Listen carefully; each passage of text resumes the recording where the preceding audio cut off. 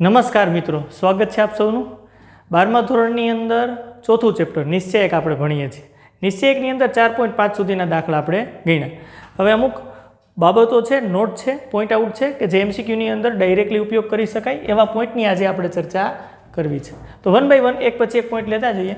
તો આ શ્રેણિક એબીનો ગુણાકાર અને પછી નિશ્ચય એક, તો ગુણાકાર તમારે કરવો પડે, પછી એનો નિશ્ચય એક શોધવો પડે. બેટર છે કે એ શ્રેણિકના નિશ્ચય એક ગુણ્યા બી શ્રેણિકનો નિશ્ચય એક કરી અને મેળવી શકાય. આ બંને ઇક્વિવેલન્ટ થશે. ઉદાહરણ દ્વારા સમજવાનો પ્રયત્ન કરીએ. ચાલો, જો શ્રેણિક એક હું આ પ્રકારનો લઉં છું, 1 2 4 અને 7 આ પ્રકારનો લઈએ. ચાલો, નો પ્રોબ્લેમ. બીજો એક શ્રેણિક બી આ પ્રકારનો લઈએ, -1 2 3 5. આ બે શ્રેણિક મેં લીધા. હવે જો મારે એવી શ્રેણિકનો ગુણાકાર મેળવવો હોય તો મેળવી શકું. એટલે સૌથી પહેલાં તો મારે ગુણાકાર કરવો પડશે. 1 2 4 7 એનો ગુણાકાર બી શ્રેણિક સાથે -1 2 3 અને 5. અનુરૂપ હાર અને સ્તંભના ઘટકો ગુણીને ઉમેરવાના છે. ચાલો, -1 + 3 × 2 એટલે 6, 2 + 5 × 2 એટલે 10. ચાલો જી, આમ -4 + 7 × 3 એટલે 21, 4 દુ 8 અને +7 × 5 એટલે 35. જો સાદુરૂપ આપો તો આ 5 આવે છે, આ 12 થાય છે, -4 છે એટલે બાદ કરો એટલે આ 17 થાય છે, 8 ને 5 3 એટલે 1, 8 ને 5 3 એટલે 43 થાય, 35 + 8 આ એ બી થયું. જો હવે મારે શ્રેણિક એ બીનો નિશ્ચય એક જોતો હોય તો મારે આમ કરવું પડે, 5 12 17 અને 43. આનો અગ્રવિકર્ણોનો ગુણાકાર 5 × 43 - 12 × 17. ચાલો સાદુરૂપ આપો. હા, 5 × 3 એટલે 15, એક વિધા આવશે, 4 × 20 ને 1 21, 215.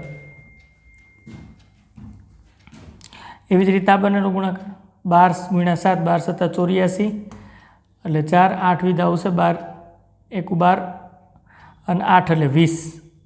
તો સાદુરૂપને અંતે આપણને રિઝલ્ટ કેટલું મળે જુઓ જ. હા, 4 બાદ કરો એટલે કેટલા થાય છે? આ 15 છે, 215, એમાંથી 204 બાદ કરો એટલે 11 આવે છે જવાબ. કેલ્ક્યુલેશન થોડુંક મોટું થયું એવું લાગે છે. હવે એ અને બી શ્રેણિકનો નિશ્ચય એક અને એનો ગુણાકાર કરવો જોઈએ. શું સ્થિતિ થાય? તો એ શ્રેણિકનો નિશ્ચય એક એટલે 1 2 4 અને 7 અને ગુણાકારમાં શ્રેણિક બીનો નિશ્ચય એક -1 2 3 અને 5.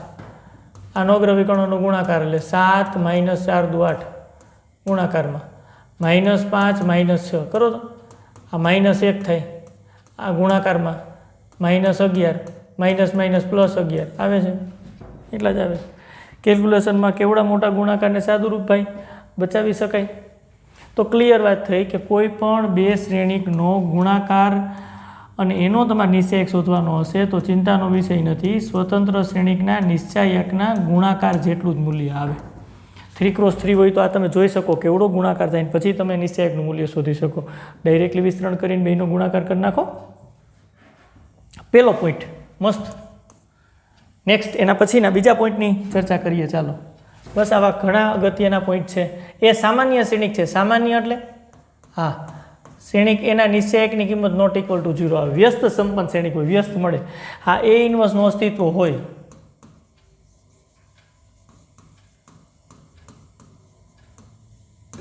તો આવું થાય ખરેખર. શ્રેણિક એનો વ્યસ્ત અને પછી એનો નિશ્ચય એક. તો પહેલાં શ્રેણિક એનો વ્યસ્ત મેળવવા માટે બધા જ સહવિયો મેળવવા પડે, પછી સહવિયત શ્રેણિક મેળવવા પડે, પછી એકના છેદમાં શ્રેણિક એના નિશ્ચયકની કિંમત અને સહવિયત શ્રેણિક, અને પછી જે શ્રેણિક મળે એનો નિશ્ચયક. કેવડું મોટું થાય, સવાર થઈ જાય. અને અહીંયા સિમ્પલી છે, શ્રેણિક એનો નિશ્ચયક વિસ્તરણ કરી નાખો, કિંમત મળી જાય -1 એકના છેદમાં, તરત જ જવાબ મળી જાય ભાઈ. 2 × 2 માટે આ કામ કરી શકાય. થોડુંક હેલું થાય કારણ કે એનો ઇન્વર્સ શોધી શકાય છે આપણે. તો જો ઉદાહરણ દ્વારા સમજવાની વાત કરવી હોય આપણે કે ખરેખર ઇક્વિવેલન્ટ આવે છે, તો અહીંયા આપણે 1 2 5 અને 7 આવો એક શ્રેણિક રાખીએ. હવે આનો એડજોઇન્ટ ઓફ એ શોધવું હોય તો સહવિયત શ્રેણિક કીધું હતું. આ અદલા બદલી કરો 7 1 આની નિશાની બદલાવી નાખો -2 -5 અને એ ઇન્વર્સ એટલે શું થતું હતું 1/, નિશ્ચાયક અને એડજોઇન્ટ ઓફ એ સામાન્ય શ્રેણિકની વાત કરી હતી એટલે આ શ્રેણિક એ નો નિશ્ચાયક નોટ ઇક્વલ ટુ 0 આવવો જોઈએ. જુઓ જીને આવે છે 1 2 5 7 સાદુરૂપ આપો એટલે 7 -10 -3 વાહ નોટ ઇક્વલ ટુ 0 આવે છે. એ ઇન્વર્સનું અસ્તિત્વ છે, કોઈ વાંધો નથી. આવશે 1/, -3 અને એડજોઇન્ટ ઓફ એ અહીંયા લખીએ 7 -2 -5 અને 1. હવે એ ઇન્વર્સનો નિશ્ચયક શોધવો છો. પહેલાં એ ઇન્વર્સ આખો કમ્પ્લીટ કરો, -1/3 ને અંદર ગુણી નાખો એટલે -7/3 -2/3 5/3 અને -1/3 આવું થાય. હવે આનું નિશ્ચયક શોધવો છે. એ ઇન્વર્સ એનો નિશ્ચયક ઘટકોને એ સ્થિતિમાં રાખી નિશ્ચયક બનાવો. -7/3 છે, 2/3 છે, 5/3 છે અને -1/3 છે. આ બંનેનો ગુણાકાર માઇનસ પ્લસ 7 ગુણ્યા 1 એટલે 7/3 તેરી 9 પાછું માઇનસ આ 10 આવશે અને છેદમાં 9 આ 3 ગુણ્યા 3 એટલે 9 જ છે. 9 અહીંયા 7 -10 9 લસા લઈ લીધો, જવાબ -3/9 પાછું છેદ ઉડાડો -1/3. આ એ ઇન્વર્સ નો નિશ્ચયકની કિંમત મળી. કેટલી થાય છે વચ્ચે લખ્યું જો. હા 1/, શ્રેણિક એના નિશ્ચયકની કિંમત મૂકો 1/, -3 કારણ કે નોટ ઇક્વલ ટુ છે.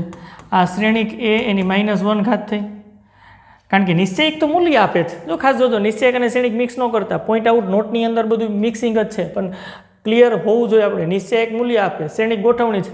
નિશ્ચયક મૂલ્ય છે 1/, લખ્યું મૂલ્ય લખી શકાય 1/, -3 એટલે આ નિશ્ચયક એ ની -1 ઘાત એટલે 1/, શ્રેણિક એના નિશ્ચયકની કિંમત આવું થાય અર્થઘટન બરાબર -1/3. આ વેલ્યુ જુઓ અને આ વેલ્યુ જુઓ, બે ઇક્વિવેલન્ટ છે. આ વિદ્યાર્થીઓ આમ યાદ રાખતો હોય -1 ને આમ અંદર બહાર ગમે ત્યાં લખી શકાય, સરખું જ થાય તોય મને કાંઈ વાંધો નથી કારણ કે અર્થઘટન તો સરખું જ થાય છે. ક્લિયર વાત છે.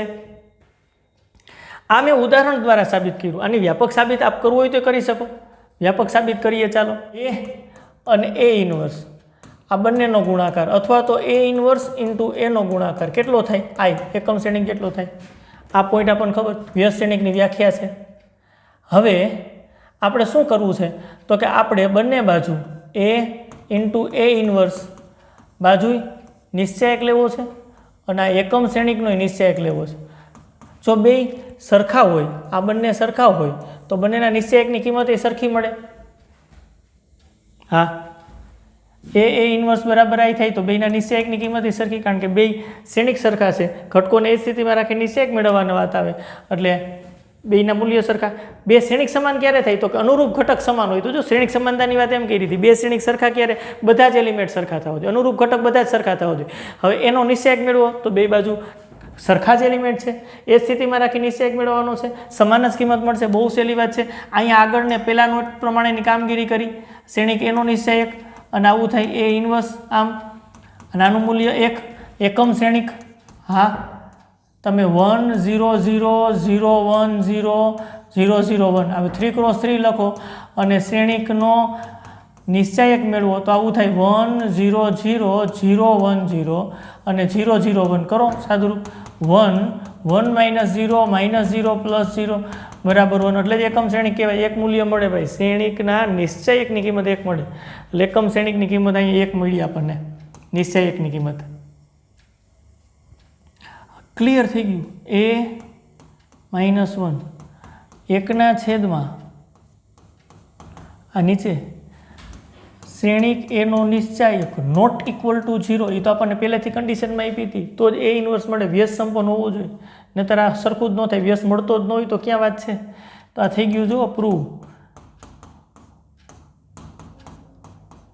-1 ઘાત છેદમાં જ ઉપર આવે તો -1 ઘાત થાય. આ પ્રૂવ થઈ ગયું. આ વ્યાપક સાબિતી થઈ. બહુ ટેન્શનવાળું નથી, સિમ્પલી થાય છે. 2 પોઈન્ટ આપણે જોયા, મગજમાં રાખજો. આગળ વધીએ 3જા નંબરના પોઈન્ટ ઉપર. એ સામાન્ય શ્રેણિક છે, સામાન્ય હોય એટલે નોટ ઇક્વલ ટુ 0 વ્યસ્ત મળે. हाँ अने एनो परिवर्त ल्यो ने आ मूल्य केटलुं थाय हाँ ए जेटलुं ज थाय नॉट इक्वल टू 0 एनो परिवर्तनो निश्चयक अने एना निश्चयकनी किंमत बे सरखी थई आ केम आ तो नवो पॉइंट आव्यो हवे श्रेणिक ए तमे धारो के आवो लखो छो A B C D E F G H I बस आवो लखो छो श्रेणिक ए जो पेला वच्चेना आ पॉइंटनी चर्चा करी पछी ओला पॉइंट पर आवीए हवे आनो परिवर्त ल्यो तो परिवर्त एटले पेली हार ने पेला स्तंभ में बीजी हार ने बीजा स्तंभ में त्रीजी हार ने त्रीजा स्तंभ में परिवर्त श्रेणिक हूँ कहवा मागू छूँ कि आ श्रेणिक ए नो निश्चायक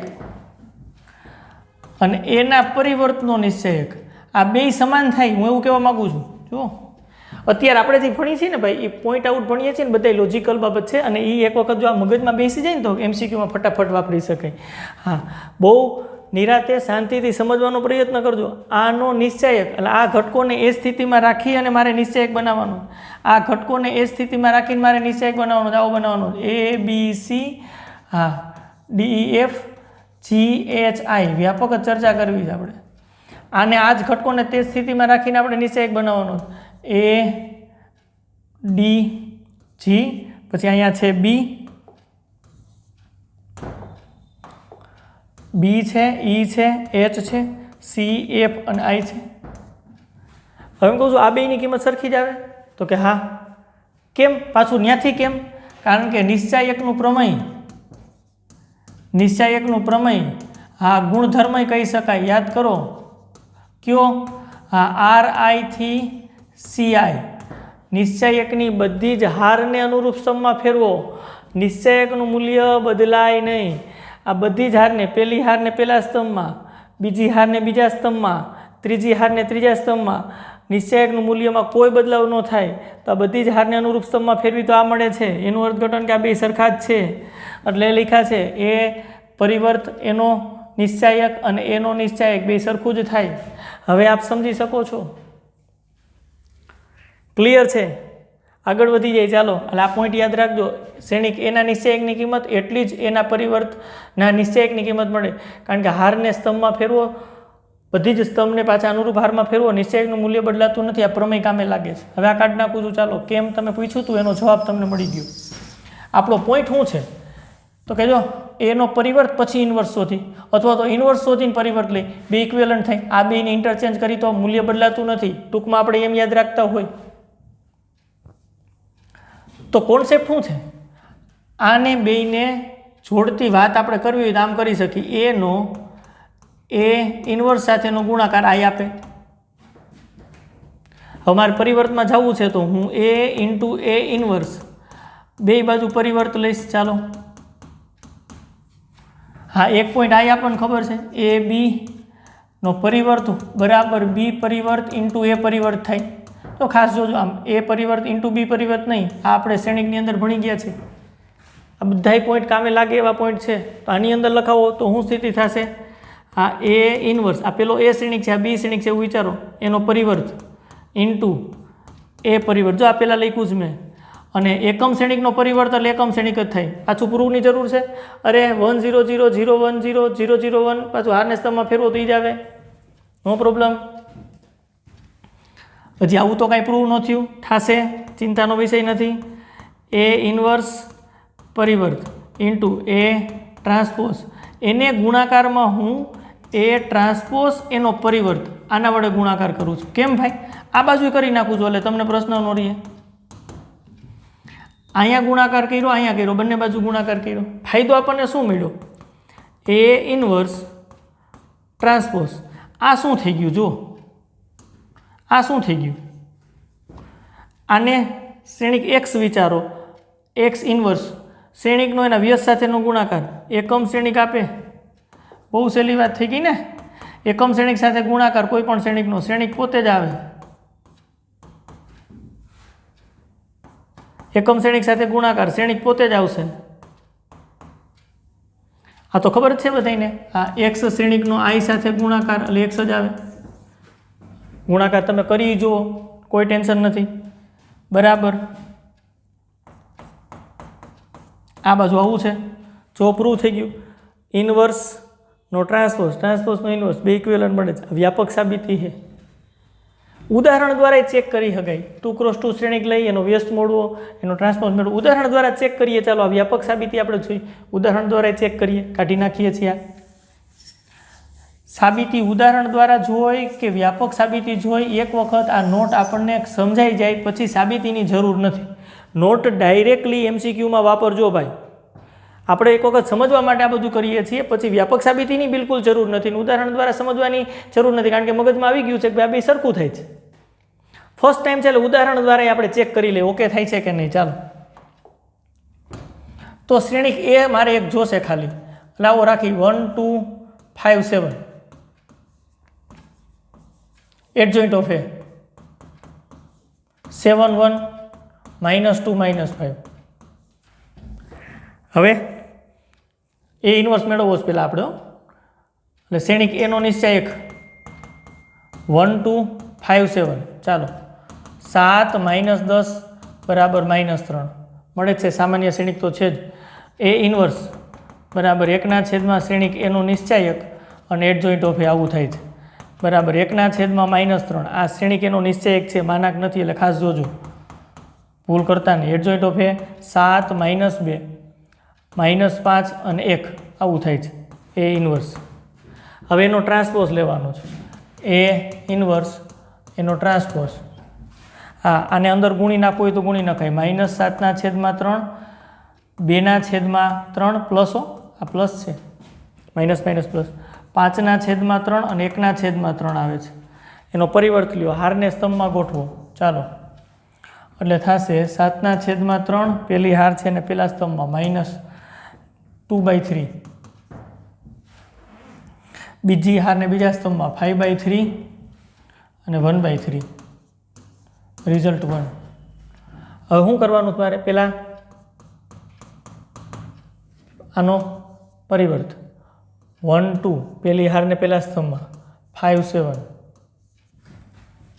એનો ઇન્વર્સ શોધવો છે મળી જાય આનું મૂલ્ય 1 5 2 7 ચાલો વિચારો 7 -10 -3 અને હવે મારે શું કરવાનું છે એ ટ્રાન્સપોઝનો ઇન્વર્સ એટલે 1/છેદમાં એ ટ્રાન્સપોઝનું મૂલ્ય અને એડજોઇન્ટ ઓફ એ ટ્રાન્સપોઝ બરાબર 1/છેદમાં -3 એ ટ્રાન્સપોઝનો સહવિયત શ્રેણિક આનો સહવિયત શ્રેણિક બદલાવો 7 1 અદલ બદલ નિશાની -5 -2 અંદર ગુણી નાખો -7/3 2/3 આપો સાદુરૂપ 5/3 -1/3 આ રિઝલ્ટ નંબર 2 કરો 1 અને 2 ચેક વાહ એકદમ મૂકે આવે બે સરખું જ છે ભાઈ વ્યાપક સાબિતી જોઈતી પછી ઉદાહરણની તો કંઈ જરૂર જ નહોતી બનતી પણ તોય છતાં આપણે ચેક કરી લીધું થાય છે ટ્રાન્સપોઝ અને ઇન્વર્સ ઇન્ટરચેન્જ થાય તો વાંધો નથી આવતો ભાઈ આ પોઈન્ટ નંબર 3 પોઈન્ટ કર્યા ચોથા પોઈન્ટ ઉપર આગળ વધીએ ભાઈ વાહ adjoint of A transpose equal to adjoint of A એનો ટ્રાન્સપોઝ ટ્રાન્સપોઝ એટલે પરિવર્ત એટલે ભાઈ એડજોઇન્ટ ઓફ એ લઈને પરિવર્ત લ્યો કે પહેલેથી પરિવર્ત લઈને પછી એનો સહવિયત શ્રેણિક શોધો નો પ્રોબ્લેમ આ સમજી શકાય વાત છે ચાલો વ્યાપક સાબિતીમાં જાય તો શ્રેણિક એને હું આવું કહું તો હાલે એ આવી છે ચાલે શ્રેણિક એ બરાબર એને ખટકો આમ 2x2 3x3 લખી શકાય પણ આ વ્યાપક આપણે આઈ છે એમાં લખીએ છીએ હવે તમે મને કહો જી ને એનો પરિવર્ત લઉં તો શું સ્થિતિ થઈ હારને સ્તંભમાં ફેરવો લાવું થશે એ આઈ જે હોય તો જે આઈ થઈ જાય કારણ કે બધી જ હાર સ્તંભમાં ફેરવાઈ જાય પહેલી હારને પહેલા સ્તંભમાં બીજી હારને બીજા સ્તંભમાં આવી સ્થિતિ થઈ હવે એ શ્રેણિકનો એડજોઇન્ટ ઓફ લ્યો તો એડજોઇન્ટ ઓફ એ ટ્રાન્સપોઝ આનો આપણે લેવાનો છે એડજોઇન્ટ ઓફ એ ટ્રાન્સપોઝ ચાલો આ કાઢી નાખીએ એટલે આના સહવ્યજ શ્રેણિકની વાત છે તો આના ઘટકોના સહવ્યવો મેળવી જે શ્રેણિક મળે એનો પાછો પરિવર્ત લેવો પડે એટલે આ ઘટકના સહવ્યવો આપણને શું મળશે તો કે ભાઈ કેપિટલ એ જે આઈ મળશે પાછો એનો પરિવર્ત લેવાનો થાય, એને સહવિયત શ્રેણિક કહેવાય. એટલે થશે આવું AIJ, કારણ કે આનો પાછો પરિવર્ત લેવો પડશે. એટલે આપણને આ પેલું રિઝલ્ટ મળે છે, એડજોઇન્ટ ઓફ A ટ્રાન્સપોઝ. આ બાજુનું થઈ ગયું, આ બાજુનું કામ કરી. એ ઉપરથી એડજોઇન્ટ ઓફ A લખતા આવડશે? હા. આના ઘટકો હોય AIJ, તો એના સહઅવયવો કેપિટલ AIJ થાય, અને એ ઘટકો દ્વારા શ્રેણિક મળે એનો પરિવર્ત લખવાનો છે. એટલે અહીંયા આવશે AJI. બિલકુલ સાચી વાત છે. આખાનો મારે પરિવર્ત લેવાનો છે, એટલે આવું થશે એડજોઇન્ટ ઓફ A, એનો પરિવર્ત, આનો પરિવર્ત લ્યો તો AIJ, હારને સ્તંભમાં ફેરવું. રિઝલ્ટ નંબર 2, 1 અને 2 જુઓ. Adjoint of A transpose equal to adjoint of A એનો ટ્રાન્સપોઝ ઇક્વલ આવે છે. તો આ વ્યાપક છે ભાઈ, મસ્ત મજા આવે ઉદાહરણ સમજવાની. હો ભાઈ, ઉદાહરણ સમજીએ. ચાલો, એમાં વાંધો શું છે? ઉદાહરણ સમજીએ. તો એમાં મારે ખાલી એક શ્રેણી ગેટ લેવો પડશે, પછી ટ્રાન્સપોઝ ને બધી વાત થઈ જશે. તો મારે અહીંયા 1 2 5 7 આવું એક શ્રેણિક લઈ લ્યો ને, કાંઈ વાંધો નથી. હવે આનો એડજોઇન્ટ ઓફ A શોધો. ચાલો, મળી ગઈ. 2 × 2 માં તો બહુ સહેલું, 7 1 -2 -5 થયું. હવે એડજોઇન્ટ ઓફ A એનો આખાનો ટ્રાન્સપોઝ વિચારો, પાછો આનો ટ્રાન્સપોઝ લેવાનો પરિવર્ત. પેલા એનો એડજોઇન્ટ ઓફ A લીધો, અગ્રવિકર્ણની અદલા બદલી, ઓલી નિશાની ચેન્જ. હવે આનો ટ્રાન્સપોઝ એટલે પેલી હારને પહેલા સ્તંભમાં, બીજી હારને બીજા સ્તંભમાં. આ રિઝલ્ટ 1. આ બાજુનું રિઝલ્ટ મેળવું. આ બાજુનું મેળવવું હોય તો એનો પરિવર્ત પહેલેથી લઈ લ્યો. પહેલી હારને પહેલા સ્તંભમાં, હો, 1 2, બીજી હારને બીજા સ્તંભમાં 5 7. પછી એનો સહવિયત શ્રેણિક લ્યો, એડજોઇન્ટ ઓફ AT. કેમ કરશો? આની અદલા બદલી, 7 અહીંયા 1 અહીંયા, આની નિશાની ચેન્જ. રિઝલ્ટ 2. હવે જુઓ 1 અને 2 કમ્પેર કરો, સરખું થાય છે, જુદું જુદું? સરખું જ થાય છે. એનું અર્થઘટન આવું થાય, એડજોઇન્ટ ઓફ AT બરાબર એડજોઇન્ટ ઓફ A આખાનો ટ્રાન્સપોઝ. તો આમાં એમ વિચારી શકાય કે ભાઈ ટ્રાન્સપોઝને અહીંયા લખો અથવા તો આખા કાઉન્સની ઉપર લખો, નો ચેન્જ, કાંઈ ફેરફાર નથી થતો. આ ઉદાહરણ, આ વ્યાપક સાબિતી. પછી આ સ્ટેટમેન્ટ આપણને ખાલી જગ્યામાં યાદ રહેવું જોઈએ. તો આ આપણો પોઈન્ટ નંબર 4 થયો. 4 પોઈન્ટ આપણે કર્યા. આગળ 5મા પોઈન્ટ ઉપર વધીએ. ચાલો, 3 × 3 શ્રેણિક માટે એડજોઇન્ટ ઓફ A એનો નિશ્ચાયક શ્રેણિક A ના સ્ક્વેર બરાબર થાય. બહુ સહેલી વાત છે ભાઈ. વ્યાપક સાબિતી તરફ આગળ વધીએ, પછી ઉદાહરણ દ્વારા ચેક કરશું, કોઈ વાંધો નથી. 3 × 3 શ્રેણિકની વાત છે, એડજોઇન્ટ ઓફ A મેળવવું એટલે તો કેવડી મોટી ગણતરી કરવી પડે. હા, ક્લિયર. આ આપણે ભણ્યા છે. એડજોઇન્ટ ઓફ A એનો ગુણાકાર શ્રેણિક A સાથે કરો, અથવા તો એડજોઇન્ટ ઓફ A એનો ગુણાકાર A સાથે કરો, શ્રેણિક A × I આવું થાય. A ગુણ્યા adjoint of A, adjoint of A ગુણ્યા A. આ પ્રમેય આપણે થિયરીમાં ભણ્યા છે. આ એક પોઈન્ટ જ છે, નોટનો જ એક પોઈન્ટ છે. આ યાદ જ રાખવાનો. આપણે આ સાબિતી સાથે, આની આગળ ગણતરી સાથે ટેક્સ્ટબુકની અંદર દાખલાની વાત કરી હતી, એની અંદર આપણે ભણ્યા છે. 2 × 2 માટે, 3 × 3 માટે, બે માટે દાખલાઓ છે. સ્વાધ્યાય 4.5માં ત્રીજો અને ચોથો દાખલો આના આધારિત જ છે. ચેક કરવાનું, ચકાસવાનું છે. બસ આનો જ ઉપયોગ આપણે કરવો છે. આની અંદરથી આ લઈ લઈ, A ગુણ્યા એડજોઇન્ટ ઓફ A બરાબર I. બંને બાજુ આ શ્રેણિકના નિશ્ચાયક લેવાની વાત કરીએ.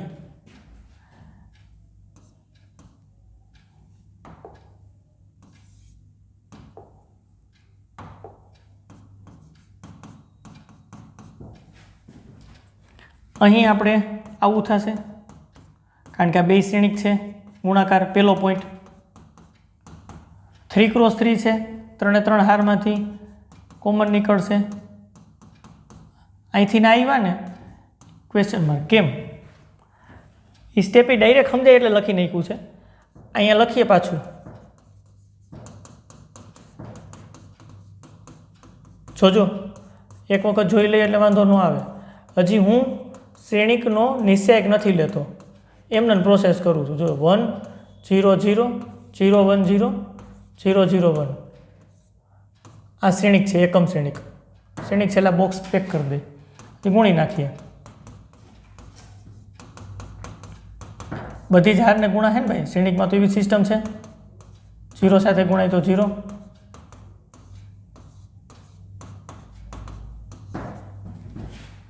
હવે બંને બાજુ નિશ્ચયક, આ શ્રેણિકનું નિશ્ચયક,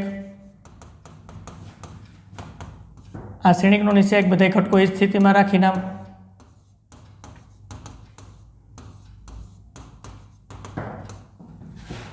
અહીંયા પ્રમેય,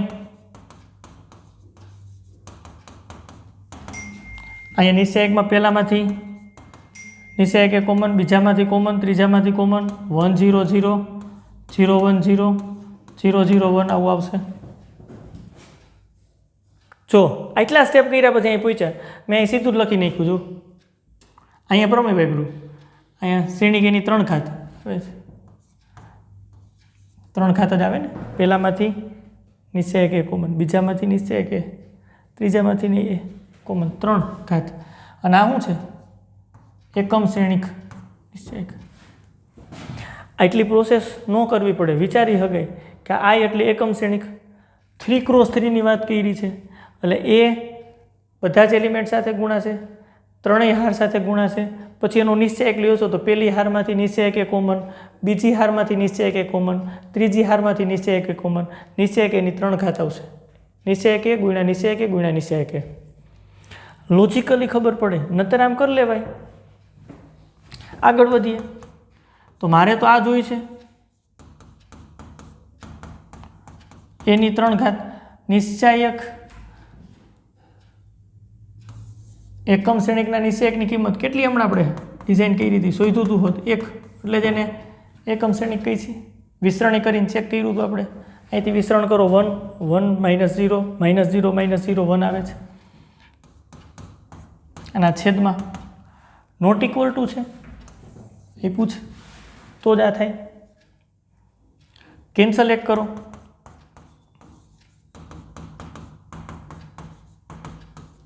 મળી ગયો પોઈન્ટ. હવે ખાલી વિચારો 3x3 નો એડજોઇન્ટ ઓફ એ શોધવું હોય તો બધા સહવયવ મેળવવા પડે, પછી શ્રેણિક મળે, એનો પરિવર્ત લેવાનો, ત્યારે એડજોઇન્ટ ઓફ એ મળે, પછી એનો નિશ્ચયક, અને પછી વિસ્તરણ થાય. કેવડું મોટું થાય, જરૂર નથી. વ્યાપક છે આપણી પાસે સાબિતી. હજી આપણે આગળ વધીએ. જો આનું વ્યાપક હજી સ્વરૂપ એક ફાઇનલ કરી નાખીએ, આ કાઢી નાખી છે. તમને પ્રશ્ન થાય કે n×n માટે શું કરી શકાય? n×n શ્રેણિક માટે એડજોઇન્ટ ઓફ એ બરાબર એની n-1 ઘાત આવું થાય, જ્યાં ચોખવટ નોટ ઇક્વલ ટુ 0 તો હોવું જ જોઈએ. આ વ્યાપક થઈ ગયું. હવે 3x3 છે તો n બરાબર 3 મૂકો, 3 - 2 ઘાત, 3 - 1 એટલે 2 ઘાત આવશે, આવે છે. તો 2x2 માટે આપણે કહી શકાય, 2x2 માટે શું થશે? જો વ્યાપક ઉપરથી આપણે કહી શકાય એડજોઇન્ટ ઓફ એ બરાબર 2 - 1, n બરાબર 2 મૂકી દીધા, 1 ઘાત. એનો એડજોઇન્ટ ઓફ એ અને એ બે સરખા થાય. અખતરો કરવો હોય તો કરી શકાય ઉદાહરણ દ્વારા. શ્રેણિક એ બરાબર 1 2 5 7, 1 2 5 7 સાદુરૂપ આપો એટલે 7 - 10 -3 આવે છે. એડજોઇન્ટ ઓફ એ મેળવો, ચાલો મેળવો. 7 1 -2 -5 આમ, અને એનો નિશ્ચયક 7 - 2 -5 1 7 માઇનસ પ્લસ ને -10 -3, જો બે સરખા જ આવે છે. આ તો વર્ક કરે જ ભાઈ. તો આપણે n×n માટેનું જ યાદ રખાય, આ જ યાદ રખાય, n×n માટેનું છે.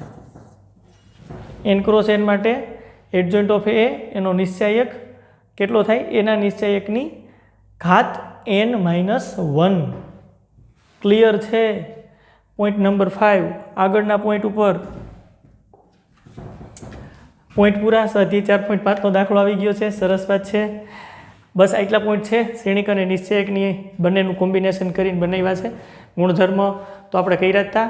એના સિવાયના પોઈન્ટ આઉટ જે કે યાદ રાખવા પડે. MCQ જે બે બાકી હતા એની ચર્ચા કરીએ.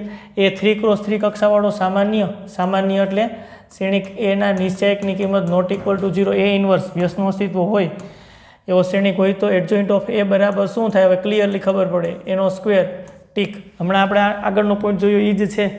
નેક્સ્ટ ક્વેશ્ચન, એના પછીનો ક્વેશ્ચન, 2 કક્ષાવાળો ચોરસ શ્રેણિક છે, 2 ક્રોસ 2 કક્ષા છે, તો એ ઇન્વર્સનો નિશ્ચયક શું થાય? એ ઇન્વર્સ અને એનો નિશ્ચયક, આ એ ઇન્વર્સ ને નિશ્ચયક શું થાય? એ પોઈન્ટ આપણે આવી ગયો છે, a -1 આમ 1/, આને શું કહેવાય? શ્રેણિક એનો નિશ્ચયક, એટલે ડિટર્મિનન્ટ ઓફ એ. બી જવાબ સાચો છે. પોઈન્ટને આધારે જ MCQ બે થઈ જાય છે. બીજી રીતે આ કરવું હોય તો થઈ શકે. એ ઇન્વર્સનું સૂત્ર લખી નાખો, કારણ કે અહીં સામાન્ય શ્રેણિક કીધો છે, નોટ ઇક્વલ ટુ 0 તો છે જ, વ્યસ્ત તો મળે જ છે. એ ઇન્વર્સનું સૂત્ર એડજોઇન્ટ ઓફ એ. હવે એ ઇન્વર્સના નિશ્ચયકની વાત કરે છે, નિશ્ચયક.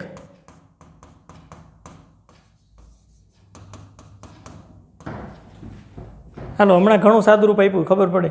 આ એડજોઇન્ટ ઓફ એ 2 ક્રોસ 2 આવશે. આ પહેલી હારની ગુણા છે, બીજી હારની ગુણા છે શ્રેણિકમાં. પછી નિશ્ચયકમાં લખો તો પહેલી હારમાંથી નહીં આ કોમન અને બીજી હારમાંથી નહીં કોમન, એનું અર્થઘટન કે એનો સ્ક્વેર કોમન, અને વાહે વધશે એડજોઇન્ટ ઓફ એ એનો નિશ્ચયક. હા, આ જ લખવું હોય તો પાછું ઘણા બધા સ્ટેપ લખી શકાય. પહેલાં એડજોઇન્ટ ઓફ એ લખો અને પછી અંદર ગુણો પછી સામાન્ય લ્યો. આગળના દાખલાની અંદર હમણાં આપણે જોયું હતું. તો સ્થિતિ આવી થઈ, 2 ઘાત છે, 1ની 2 ઘાત એટલે 1, શ્રેણિક એના નિશ્ચયકની 2 ઘાત, અને એડજોઇન્ટ ઓફ એ બરાબર એ. એ કેમ ખબર પડી? 2 ક્રોસ 2 માટે એડજોઇન્ટ ઓફ એ બરાબર આવી રીતની વાત થતી, એની n-1 ઘાત, n બરાબર 2, 2 ક્રોસ 2 માટે. તો આવું થાય. એડજોઇન્ટ ઓફ એ ઉદાહરણ દ્વારા હમણાં આપણે સમજ્યું હતું, એ 2 - 1 બરાબર 2 માંથી 1 બાદ એટલે 1, એ જ કિંમત મળે છે. 1 કેન્સલ, 1/, શ્રેણિક એનો નિશ્ચયક એટલે 1/, ડિટર્મિનન્ટ ઓફ એ. ક્લિયર વાત છે ભાઈ. શા માટે એટલી કેલ્ક્યુલેશન કરવી? શા માટે કરવી? સિમ્પલી આ પોઈન્ટ આપણને ખબર જ છે ભાઈ. એ ઇન્વર્સનો નિશ્ચયક બરાબર શ્રેણિક એના નિશ્ચયકની -1 ઘાત થાય છે. ઇન્ટરચેન્જ લખી શકીએ છીએ, 1 જ સેકન્ડમાં જવાબ આવી જાત. પણ આ તો તોય કેલ્ક્યુલેશન સમજાવી. તો જો જ્યારે આપણને આ પોઈન્ટની ન ખબર હોય ત્યારે વ્યાપક સાબિત કરીએ અને આપણે સાબિત કરીએ અને પછી MCQ ગણીએ તો ખાસો સમય વયો જાય. તો આ 5-6 જે પોઈન્ટ છે ને એ ખાસ મગજમાં રાખવા, સાબિતી અને ઉદાહરણ એક વખત જોઈ લેવા, ચેક કરી નાખવા, અને પછી આ પોઈન્ટ આપણને આવડી જવા જોઈએ, પોઈન્ટની ખબર હોવી જોઈએ, જેથી કરીને MCQમાં ડાયરેક્ટ આપણે એપ્લાય કરી શકીએ. તો આ લેક્ચર અહીંયા સુધી રાખીએ. નેક્સ્ટ વિડીયો લેક્ચરની અંદર પાછા આપણે મળશું. આવજો. Thank you.